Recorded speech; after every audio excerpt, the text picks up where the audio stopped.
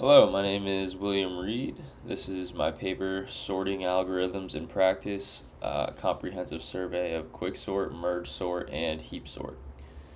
So, just to start off, we all know sorting is a fundamental operation in computer science.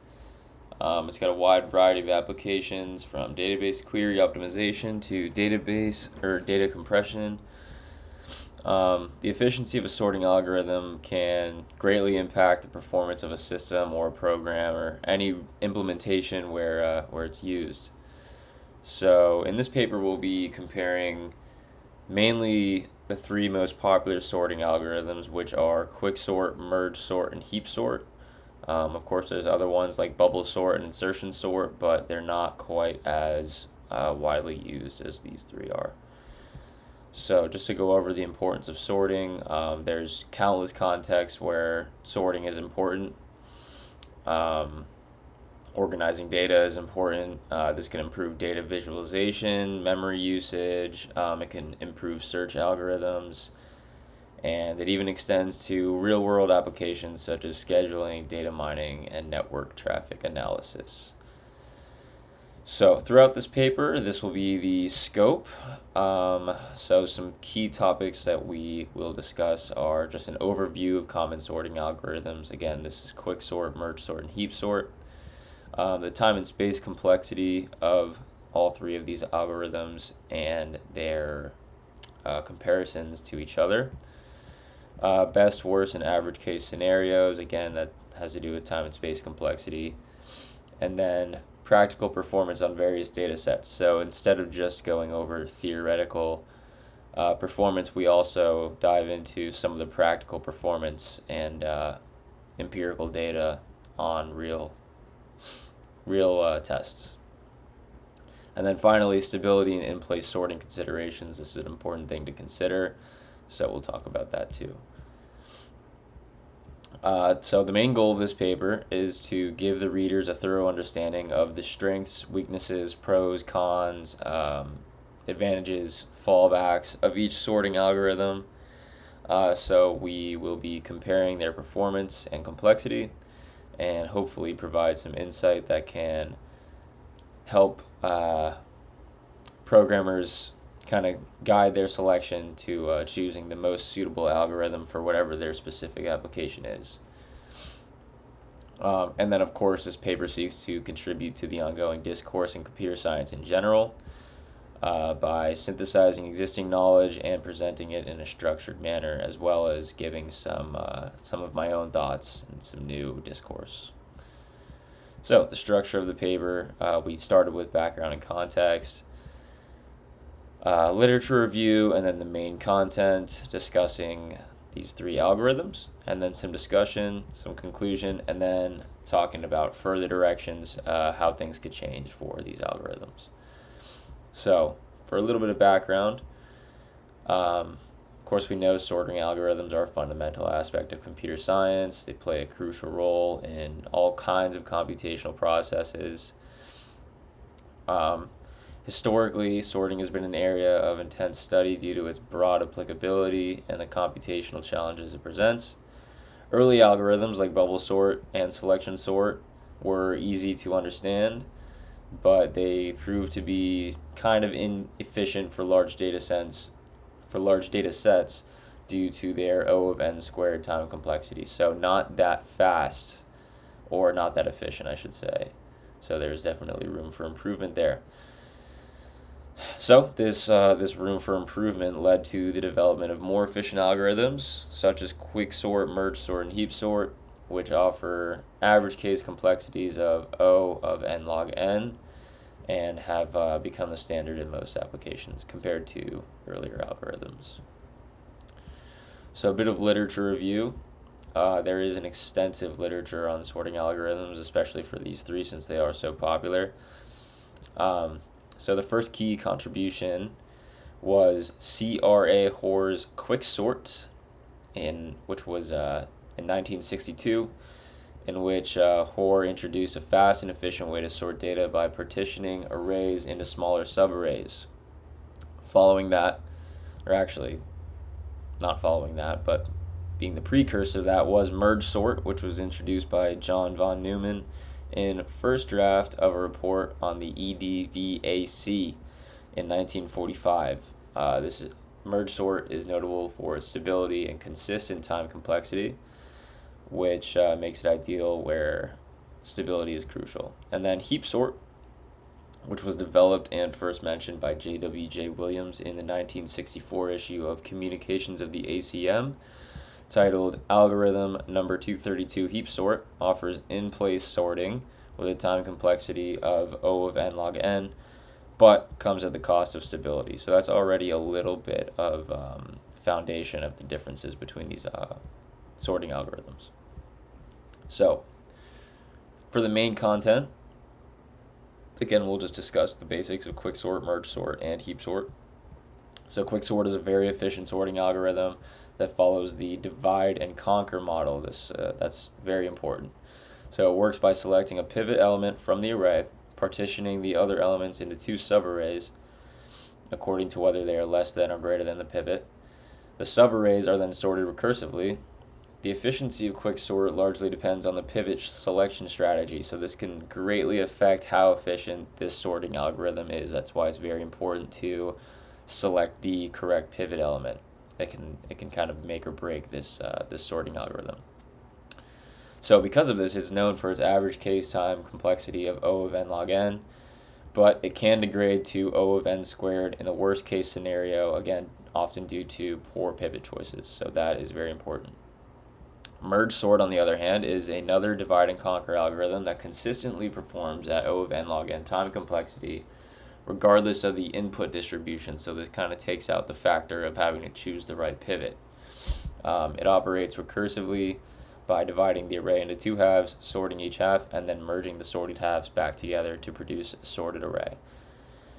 Unlike Quicksort, Mergesort guarantees a stable sort, meaning that the equal elements maintain their relative order. This property, along with its predictable performance, makes it a preferred choice in scenarios where stability is crucial. So that's the upper hand it has on Quicksort. And then finally, Heapsort utilizes a binary heap data structure to conduct sorting. It builds a max heap from the input data where the maximum element is at the root. It then repeatedly swaps the root with the last element, reduces the heap size by 1, and heapifies the root element. This algorithm's time complexity, again, is O of n log n, and it performs sorting in place, which the other two do not, which makes it very space efficient. On the other hand, Heapsort is not stable, which can be a disadvantage in certain applications. So that was an overview of the strengths and weaknesses they have against each other, and there's no one-size-fits-all better option. It just really depends on the application, which is why it's so important to understand how each sorting algorithm works. So we just discussed some of the time and space complexity, but again, Quicksort has a best case of O of n log n, an average case of O of n log n, and a worst case of O of n squared. And the space complexity is sorting in place, which does require O of log n additional space for the recursion stack. So it is relatively space efficient. Mergesort, all cases O of n log n, does not sort in place. So it does require additional space to store temporary arrays during the merging process. This could be a limitation in environments with constrained memory, so that's something to consider. And Heapsort, again, all cases have an O of n log n time complexity. And Heapsort, again, does sort in place as well. So it is very space efficient. So, as far as practical performance on various data sets, I did find a few studies and tests on real data sets using not just these three sorting algorithms, but actually plenty of sorting algorithms, including insertion, bubble, selection, shell, others. But again, we'll still be focusing on Quicksort, Mergesort, and Heapsort. So here you can see a table of the performance of all of these algorithms when giving different sized data sets, as well as this table is another test from another source, essentially carrying out the same thing. And the test results pretty much back up the theoretical data and the theoretical analysis. So luckily that checks out, but it's good to focus on some real data as well, not just the theoretical aspects of it. So a little bit of discussion. So in the previous sections, we examined the theoretical and practical aspects of the three primary sorting algorithms: Quicksort, Mergesort, and Heapsort. And again, each algorithm offers its own set of strengths and weaknesses, so it just depends on the application.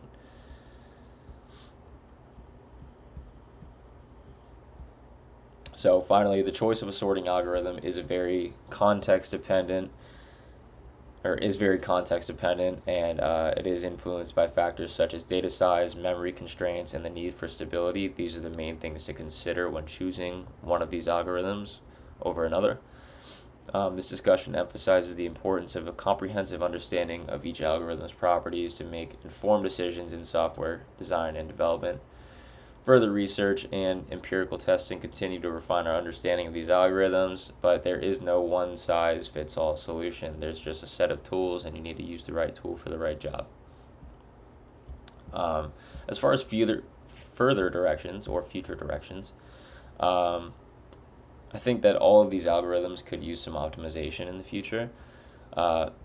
Specifically, Quicksort having a dynamic pivot selection. So there are randomized strategies, median of 3 strategies, but exploring adaptive pivot selection methods to respond to input data or respond to a poor original pivot selection could yield more consistent performance improvements in Quicksort and back up some of that consistency.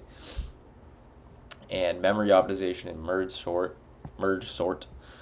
Given its significant space requirements, future work could investigate techniques to reduce the memory overhead of Mergesort, perhaps through more efficient use of auxiliary storage or in-place merging strategies. Impact of hardware and parallelization.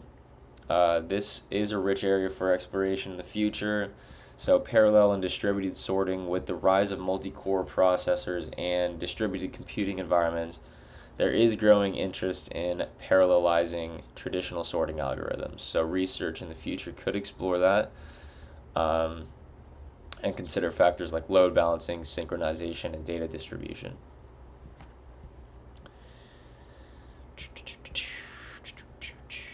Okay, so finally, there is need for some more empirical studies that benchmark sorting algorithms in real-world applications, such as data indexing or database indexing, file systems, and big data analytics.